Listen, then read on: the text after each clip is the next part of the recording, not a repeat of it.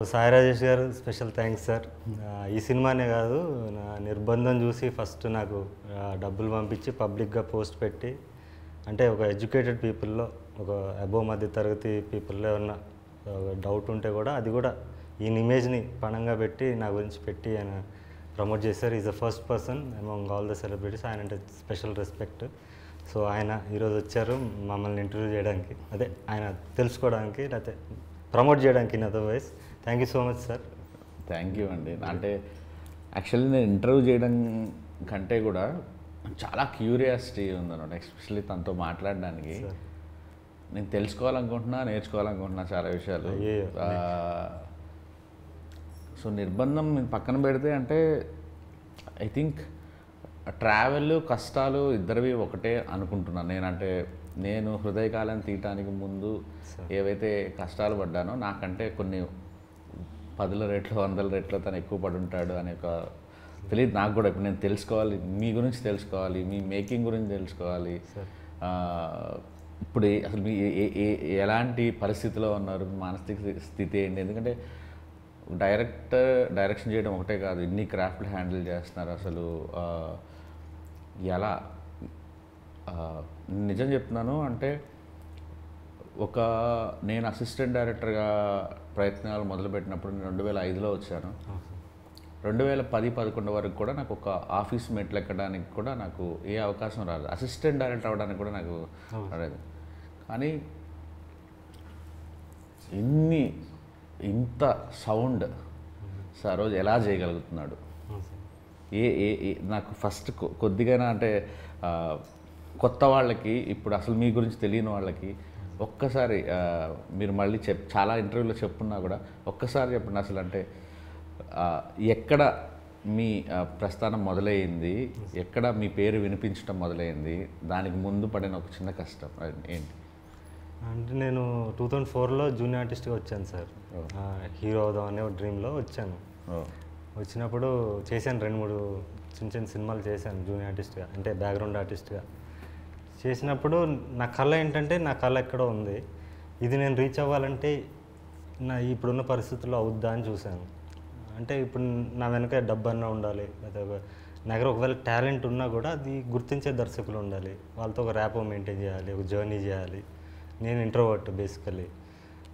So నేను అనుకున్నది ఎలా సాధించగలను నాకు నేనుగా, నాలో ఉన్న ఇప్పుడు నేను హ్యూమన్ మేనేజ్మెంట్లో అంత ఇది కాదు, పట్టు లేదు నాకు. సో హ్యూమన్ మేనేజ్మెంట్లో అసలు పట్టు లేనివాడు, ఒంటరిగా ఎక్కువ జీవితం గడిపినవాడు ఒంటరిగా ఎలా ఎదగలడు అని నేను ఆలోచించి నేనే దర్శకుడిగా మారితే బాగుంటుందేమో అనిపించింది సార్. అంటే బికాస్ చిన్నప్పటి నుంచి కూడా నేను దూరదర్శన్కి ఎక్కువ ఎక్స్పోజ్ అయ్యాను సార్. మన టైంలో అప్పుడు దూరదర్శనే ఉండేది.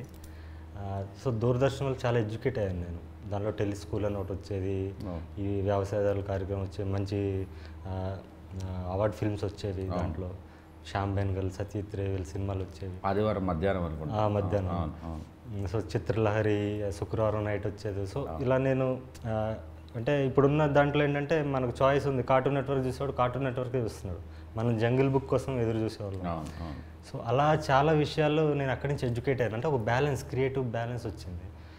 సో నేనే కథలు రాసుకుని నేనే తీసుకుందాం, నన్ను నేను ప్రొజెక్ట్ చేసుకుందాం అని చెప్పి ఒక షార్ట్ ఫిల్మ్ చేశాను సార్. అప్పట్లో షార్ట్ ఫిల్మ్ కల్చర్ లేదు. చేసి నేనే యాక్ట్ చేశాను. అది పట్టుకుని వెళ్ళిన ప్రతి చోట ఆ డైరెక్షన్ బాగుంది అన్నారు, కానీ నన్ను యాక్టర్గా గుర్తించాల ప్రతి చోట కూడా. సో నేను ఓకే వేరే యాక్టర్ని పెట్టి చేద్దామని అక్కడి నుంచి మిగతా ఇంటర్వ్యూలో చెప్పినట్టు మార్కెట్ ఉన్న యాక్టర్స్తో చేయాలంటే వాళ్ళతో జర్నీ. సో మొదటి బ్రేక్ ఏదండి? అంటే బాగా వినిపించింది, మీ పేరు బయట వినిపించింది నిర్బంధమేనా? దాని ముందు ఆడియన్స్లో నిర్బంధం అండి. ఇండస్ట్రీలో నా మొదటి తమిళ సినిమా ఓర్కల్ ఏదైతే చేశాను, ఆ విజువల్ వండర్ అది ఇదని నాకు నచ్చింది. But even know I feel ashamed of that film. అరే ఇంత ఇమ్మెచ్యూర్గా తీసానే. అంటే ఇప్పుడు వచ్చిన మెచ్యూరిటీకి ముందు డైరెక్షన్ అంటే షార్ట్స్ అనుకునేవాడిని. But now I realise direction is all about creating and capturing moments, human emotions. నేను మీ బేబీ టీజర్ చూసినప్పుడే నాకు సినిమా హిట్ అని నాకు ఎందుకు అనిపించిందంటే, అందులో ఉన్న ఎమోషన్స్ కానీ, ఆ వింటాజ్ లుక్ కానీ, మీరు ఒక వరల్డ్ క్రియేట్ చేశారు. సో అది డైరెక్షన్ అని నాకు అర్థమైంది. ఎందుకంటే డైరెక్షన్ అనేది నా ఫస్ట్ ప్రయారిటీ కాదు కాబట్టి నేను దాని మీద సీరియస్గా లేను. ఎప్పుడైతే నేను నటుడిగా మారానో I have become a better director right from నిర్బంధం. కానీ ఈ ఈ ఈ ప్రాసెస్లో మీరు హీరో అవుదామని వచ్చిన ప్రాసెస్లో మీలోని రైటర్ కానీ మీలో ఒక దర్శకుడు ఉన్నాడని ఎవరు చెప్పలేదా మీకు? అదే ఎక్కువ చెప్పారు.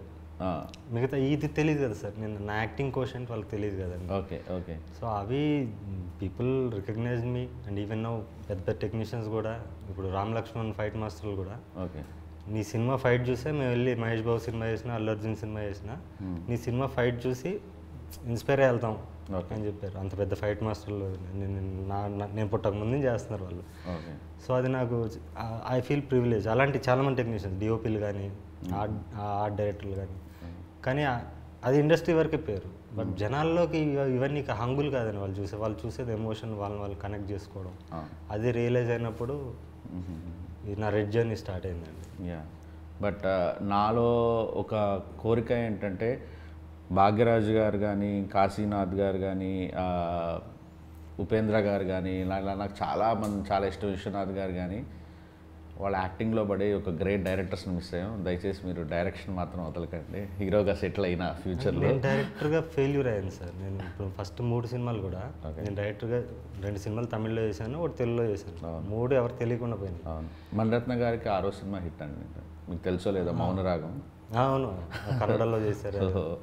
అండ్ నేను అంటే దాని గురించి కాదు, నేను ఇంపాక్ట్ ఇవ్వలేదు డైరెక్టర్గా. నాకు ఒక పర్టికులారిటీ లేదు కాబట్టి, నాకు అంటే ఇంట్రెస్ట్ లేదు, కంప్లీట్ ఇంట్రెస్ట్ లేదు కాబట్టి. ఇది ఎందుకు చేస్తా అంటే నా బతుకు తెరుగు. నన్ను ఎస్టాబ్లిష్ చేసుకోవాలంటే నాలో ఒక దర్శకుడు ఉండాలి, ఒక మ్యూజిక్ డైరెక్టర్ ఉండాలి, ఒక ఎడిటర్ ఉండాలి. ఇవన్నీ చాలా స్ట్రెయిన్ ఈ జాబ్. కానీ ఫైనల్గా వీడి కోసమే నేను బతుకుతున్నాను. సో వాడిని వదిలేసి మళ్ళీ నేను నాలాగా ఉంటే మళ్ళీ 3 సినిమాలాగా అయిపోతాను. అది నాకు ఆ క్లారిటీ ఉంది. అందుకే అతను నడిపించడానికి దర్శకుడిని కూడా అలానే ముందుకు తీసుకెళ్ళి ఇద్దరు కలిసి వెళ్ళండి అంటున్నాను నేను చెప్పాను. అదే సో ఒకరి కోసం ఒకరిని వదిలేయకండి అంటున్నాను. బయట వేరే సినిమాలు చేసినప్పుడు మాత్రమే నటుడుగా చేస్తానండి. నా సొంత చేసినప్పుడు definitely I direct my self. అంటే సంవత్సరానికి ఒక సినిమా చేయాలని ఉంది. బయట నటులతో అయితే డైరెక్ట్ చేయలేను. అంటే ఈ వీటన్నిటికీ వెనకాల యూజువల్లీ మనలాంటి వాళ్ళు అంటే ఇలా ఏ బ్యాక్గ్రౌండ్ లేకుండా మనమే ప్రొడ్యూస్ చేసుకొని, లేకపోతే మనం డైరెక్షన్ చేసుకొని ఎతికేట ప్రాసెస్లో 3 మార్గాలు అంటే, ఒకటి ఎక్కడో దగ్గర పెద్ద అప్పు తెచ్చి సినిమాలు చేయటం, లేదా ఫ్రెండ్స్ దగ్గర తీసుకోవడం, లేదా క్రౌడ్ పుల్లింగ్. సో మిమ్మల్ని నడిపిస్తుంది ఎవరు ఈ ప్రాసెస్లో, ఈ సినిమాలన్నింటిలో? అభిమానులు అండి. నేనంటే నా ఫ్రెండ్స్ ఉంటారు ఎక్కువ. నేను చెప్పాను ఇంట్రోవర్ట్, ఒంటరిగా ఉంటాను. అభిమానులే నాకు ఫ్రెండ్స్. సో అందులో అభిమానుల నుంచి వచ్చిన మ్యాడ్ ఫిల్మ్ లవర్స్ ఎవరైతే ఉంటారో, అరే వీడు రావాలి, వీడు మన పార్ట్ మనం చేయాలి అని అందరితో కూడా 1 to 1. వీళ్ళందరూ గ్రూప్గా కాకుండా విడివిడిగా నాకు ఫండ్ చేసి అన్కండిషనల్గా నువ్వు సినిమా చేయి అనే ఒక ప్రాసెస్ జరిగింది సార్. దానన్నిటికీ కారణం నా గత 3 సినిమాలు. నేను ఫ్రీగా రిలీజ్ చేసి కళనాది వేల మీద అనే కాన్సెప్ట్లో చేయడం వల్ల ఒక ఎమోషనల్ కనెక్ట్ అయిన వాళ్ళు ఎక్కువ మంది ఉన్నారు.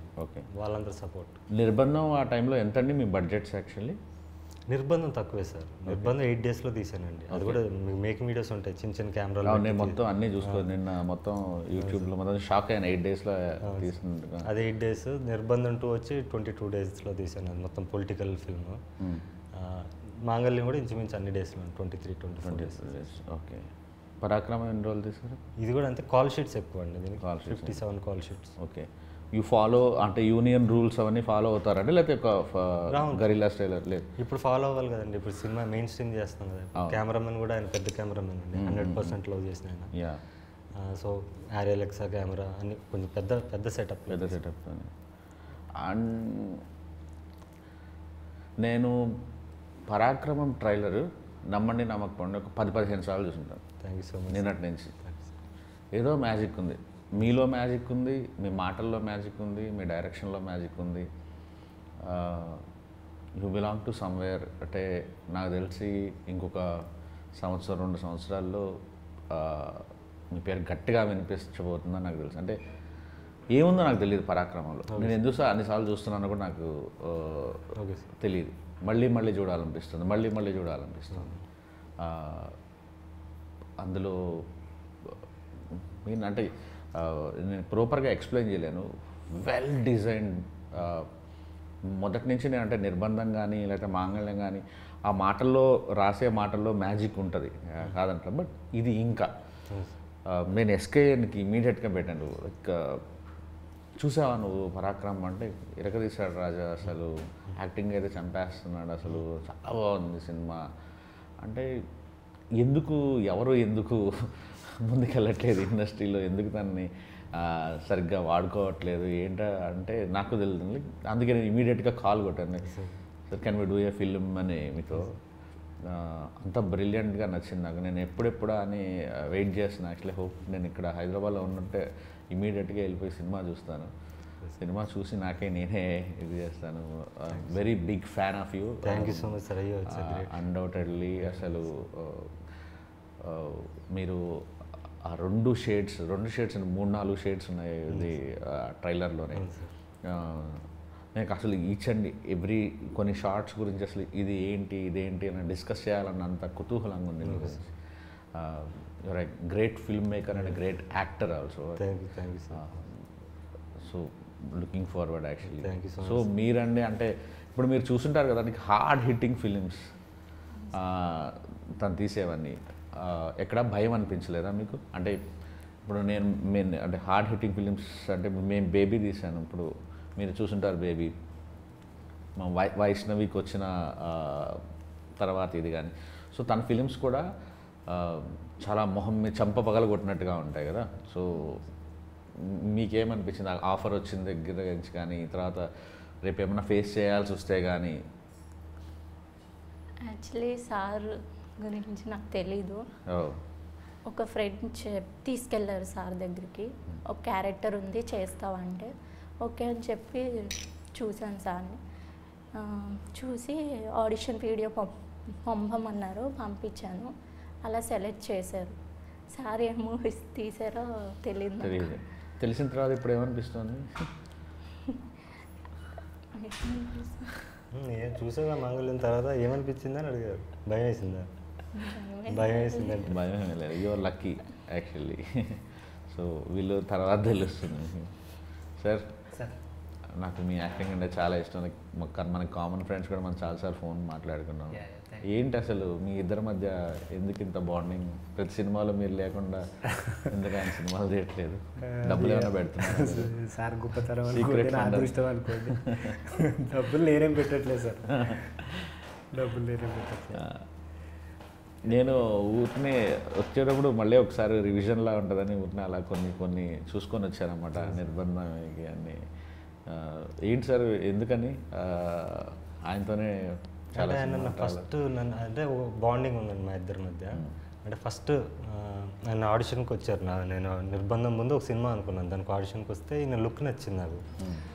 ఆడిషన్ చూసా పర్ఫార్మెన్స్ చాలా బాగా చేశారు, రియలిస్టిక్గా చేశారు, ఈయన బాగుంటుంది అనుకున్నాను. తర్వాత ఆ సినిమా కరోనా వచ్చింది, ఫస్ట్ షెడ్యూల్ తర్వాత ఆపాను సార్. నిర్బంధం స్టార్ట్ చేసినప్పుడు నాకు అశోక్ అన్న క్యారెక్టర్ క్రియేట్ చేసినప్పుడు నాకు ఈయన గుర్తొచ్చారు.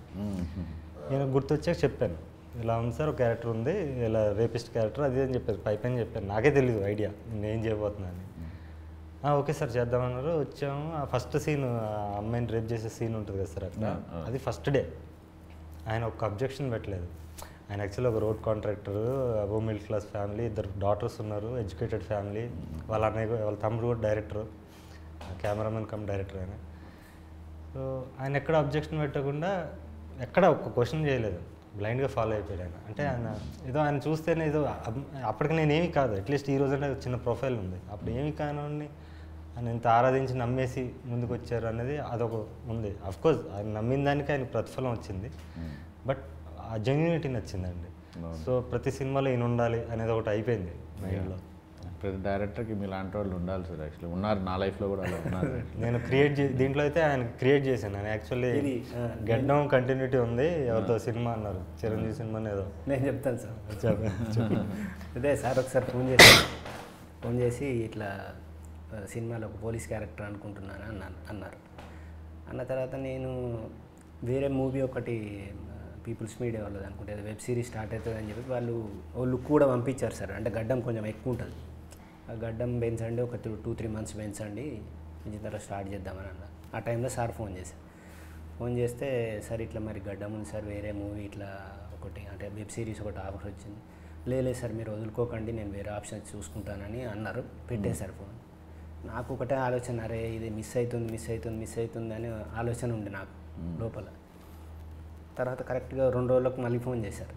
ఫోన్ చేసి సరే ఏం కాదు, నేను క్యారెక్టర్ మారుస్తున్నా, పోలీస్ క్యారెక్టర్ గడ్డంతో సిక్ పోలీస్ క్యారెక్టర్ చేసేద్దాం దాన్ని అంటే నాకు అసలు ఎంత సంతోషమైందంటే, అంటే నా కొరకు ఒక క్యారెక్టర్ మార్చేసిండ్రు అంటే అది చాలా నేను గొప్పగా ఫీల్ అయినా సార్. అంటే నాకు నేను గొప్పగా ఫీల్ అయినా అసలు. అది చాలా నాకు వడ్డించేవాడు మనవాడైతే ఎక్కడ చూసింది ఆయన, మీరు కావాలనుకున్నారు కదా సార్. కానీ లుక్ కూడా యూస్ఫుల్ అయింది సార్. ఇప్పుడు మొత్తం సింగ్ గెటప్ ఉంది కదా sir, Sardarji getup. So sir అంటే మీరు చెప్పండి, అంటే what kind of film maker you are, అది నాకు తెలుసుకోవాలనుకున్నా. అంటే మీకోసం మీరు సినిమాలు తీస్తారా, జనంకి నచ్చాలని సినిమాలు తీస్తారా, ప్రొడ్యూసర్కి డబ్బులు రావాలని సినిమాలు తీస్తారా, 3 బ్యాలెన్స్ చేయాలనుకుంటారా? రెండోది సార్, జనాలు నచ్చాలి. జనాలు నచ్చితేనే ఆటోమేటిక్ మనీ విల్ ఫాలో కదా సార్. ఎక్కువ మంది జనాలు నచ్చాలి ఆబ్వియస్గా. అది ప్లస్ ఇంకోటి ఏంటంటే, ఇంతకుముందు చందమామ కథలు తీసేవాడిని ఫస్ట్ 3 సినిమాలు కూడా అలాగే రాసేవాడిని. నేను తర్వాత సమాజానికన్నా పెద్ద కంటెంట్ ఏముంది అనిపించింది. సమాజంలో ఉన్న కంటెంటే చాలా ఎక్కువ ఉంది, మనకు సొంతంగా రాయాల్సిన అవసరం లేదు అనిపించి దీంట్లోంచి ఇన్స్పైర్ అవుతూనే నా ఐడియాలజీని ఎంబెడ్ చేస్తూ నేను కథలు రాయడం మొదలుపెట్టానండి. అందుకని on location off the cuff రాస్తున్నాను. అంటే సినిమా స్టార్ట్ చేసినప్పుడు క్లైమాక్స్ ఏంటో తెలియకుండా స్టార్ట్ చేశాను మొదటి సినిమాలో. అలా స్టార్ట్ అయిందండి. అంటే ఒక నేను అడిగేది అంటే, ఇప్పుడు సినిమాని ఒక కళగా చూడాలి, డబ్బులు మనకు వస్తే ఏంటి రాకపోతే ఇది ఒక ఆర్ట్ ఫామ్ అని బిలీవ్ చేయటమా, లేకపోతే పెట్టిన డబ్బులు తిరిగి రావాలి, జనాలు విపరీతంగా. అంటే మీకు ఫర్ ఎగ్జాంపుల్ చెప్తాను సార్, నేను హృదయకాలం తీసినప్పుడు విపరీతంగా ట్రోల్ చేశారు నన్ను ఒక సెక్షన్ ఆఫ్ ఆడియన్స్. ఇప్పుడు బేబీ తీసినప్పుడు బేబీకి కూడా నిబ్బా నిబ్బి సినిమా అంటారు, తిడుతుంటారు. కొబ్బరిమట్ట సినిమా చేసినప్పుడు కూడా అదే తెలుగు సినిమా పరువు తీస్తున్నాం అంటారు. సో నేను ఒక రాజమండ్రి థియేటర్కి వెళ్ళినప్పుడు అక్కడ మాస్ ఆటో డ్రైవరు ఒకతను, ఒక తాగేసి ఒకతను, వాళ్ళు ఎంజాయ్ చేస్తుంటే కడుపు నిండిపోయింది. అంటే మనం ఎక్కడో పేపర్ మీద రాసింది ఎవరికో ఆనందం ఇస్తుందంటే ఇంకా అంతకు మించి ఏం కావాలి. తిడితే తిట్టారు కానీ వీళ్ళందరినీ హ్యాపీ ఉంచడమే వీళ్ళందరి దగ్గర ఉంటే దాని డబ్బులు కూడా ఫాలో అవుతాయి.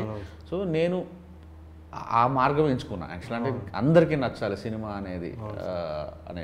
సో మీరు అదే ఫాలో అవుతారా, లేదంటే సినిమాకి ఒక బాధ్యత ఉండాలి, ఇది కొన్ని ఎథిక్స్ ఉండాలి, క్యారెక్టర్లకి? అంటే ఇప్పుడు బేబీ రాసాడు ఫ్లాడ్ క్యారెక్టర్స్ రాశాను, కొంతమందికి అర్థమైంది, కొంతమంది ఉమెన్ ఇన్సల్ట్ చేశాను అన్నారు. బట్ అది దాంట్లో ఉన్న ఫ్లాడ్ క్యారెక్టర్, మనుషులు అలానే ఉంటారు నిజ జీవితంలో అనేది నేను అనుకున్నాను. సో మీరు ఎలా ఆలోచిస్తారు రాసేటప్పుడు?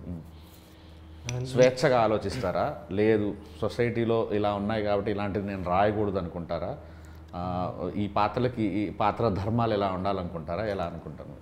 అంటే అదే అందరికీ నచ్చాలి, ఎక్కువ మెజారిటీ పీపుల్కి రీచ్ అవ్వాలని అనుకుంటామండి. ఎనీ ఫిల్మ్ మేకర్ని అనుకునేది. మీరు అన్నది వాళ్ళు టోటల్లీ ఆర్ట్ ఫిల్మ్ తీసే డైరెక్టర్స్ ఉంటారు, వాళ్ళు మన కళలు ఇప్పుడు గొప్ప దర్శకులు సచిత్రి అని ఆయన ఉన్నారు. ఈజ్ నాట్ మామూలు ఏమైనా తెలియదు ఆయన పేరు. నేను అలా అవ్వాలనుకుని రాలేదు. అంటే ఫస్ట్ నేను యాక్టర్ కన్నా ముందు డైరెక్టర్ అయితే కూడా ఎలాంటి డైరెక్టర్ అవ్వాలంటే ఒక కమర్షియల్ సినిమానే నా స్టైల్లో, అంటే నా ఊహ, ప్రతి మనిషికి ఒక ఊహ ఉంటుంది సార్, ప్రతి ఫిల్మ్ మేకర్కి. ఇప్పుడు మీ ఊహలో బేబీ మీరు తీసింది వేరు, అదే బేబీ వేరే దర్శకులు చేస్తే ఆయన ఊహ వేరు ఉంటుంది.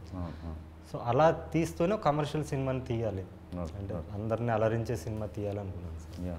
ఎవరు సార్ అంటే యాక్టర్గా ఎవరు ఇన్స్పిరేషన్, అంటే ఎవరిని ఎక్కువ ఫాలో అవుతారు మీరు? యాక్టర్ అంటే అందరు చాలామంది ఇన్స్పిరేషన్స్ ఉన్నారు సార్. అఫ్కోర్స్ చిరంజీవి చూసే సినిమా చూసాను, ఆయన ఫస్ట్ లవ్. రజనీకాంత్ అంటే చాలా ఇష్టం నాకు, షారుఖ్ ఖాన్ అంటే ఇష్టం. ఇప్పుడు మీ మీద మీరు యాక్ట్ చేసేటప్పుడు ఎవరి ఇన్ఫ్లుయెన్స్ ఉండదు? 100% ఉండదు. అంటే రిహార్స్ చేయనండి నేను ఫస్ట్. ఇప్పుడు రైటింగ్ ఎలాగో యాక్టింగ్ కూడా అంతే.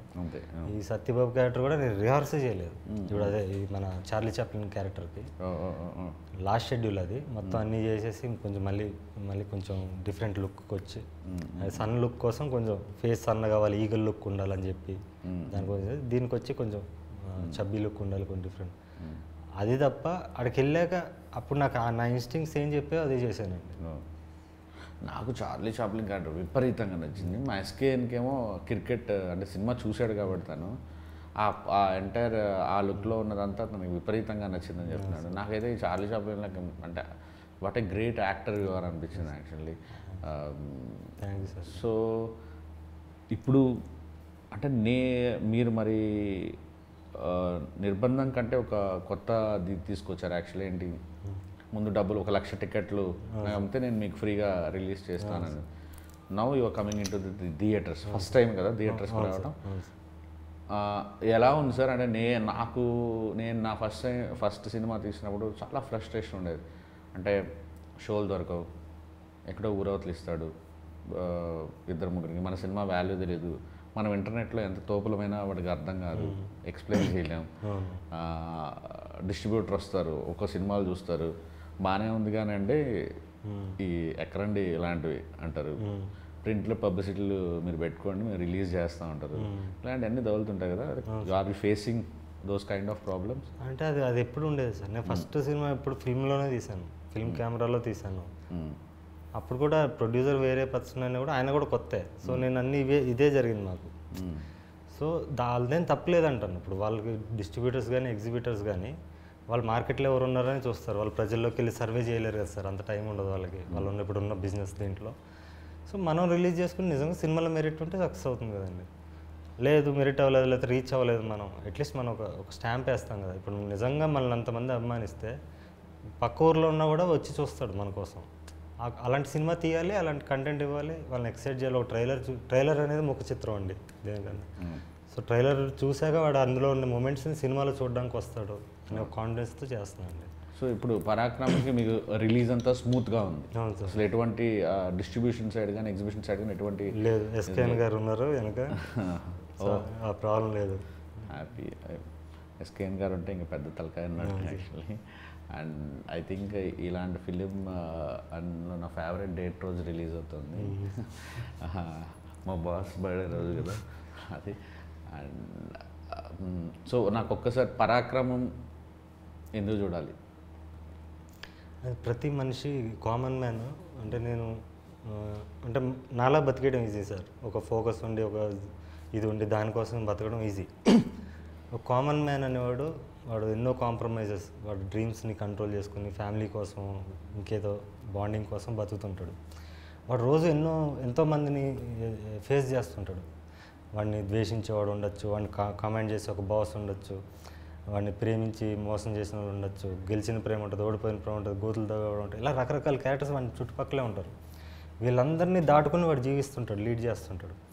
కానీ వాడు ఊహలో మాత్రం వాడిని ఒక హీరోగా ఊహించుకుంటాడు, వీళ్ళందరినీ ఎలా కొట్టాలి, ఎలా తన్నాలి, ఎలా చేయాలనుకుంటాడు. సో అదంతా నేను సినిమాలో చూపించాలనిపించింది. సో లోవరాజ్ అనే మళ్ళీ కామన్ మ్యాన్కి ఏముంటుందంటే పుష్ప, కేజీఎఫ్ లాంటి సినిమాలు చూసి ఎంజాయ్ చేస్తారు, కానీ నేను వాళ్ళగా అవ్వాలనుకోరు. ఎందుకంటే క్రిమినల్ అవ్వాలనుకోరు ఎవరు.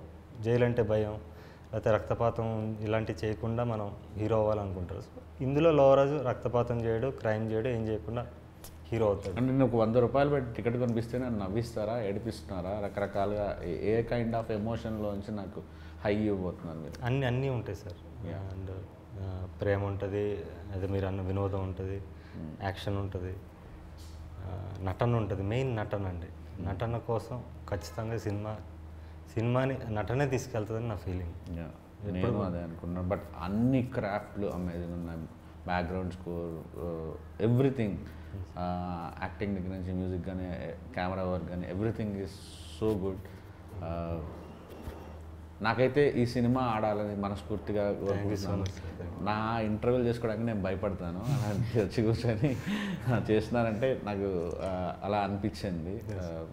హార్ట్ఫుల్గా విష్ చేస్తున్నాను సార్, ముగ్గురికి ఆల్ ది బెస్ట్. ముగ్గురికి కెరీర్ సెటిల్ అవ్వాలి, మీరు పెద్ద స్టార్ అవ్వాలి, గ్రేట్ డైరెక్టర్ కూడా అవ్వాలి. Thank you sir. అందరికీ మెచ్చే రైటర్ కూడా అవ్వాలి. నాకు డైలాగులు మీ మాటలు రాసే పద్ధతి చాలా చాలా చాలా నచ్చింది. Good luck sir, good luck. Thank you so much. Thank you.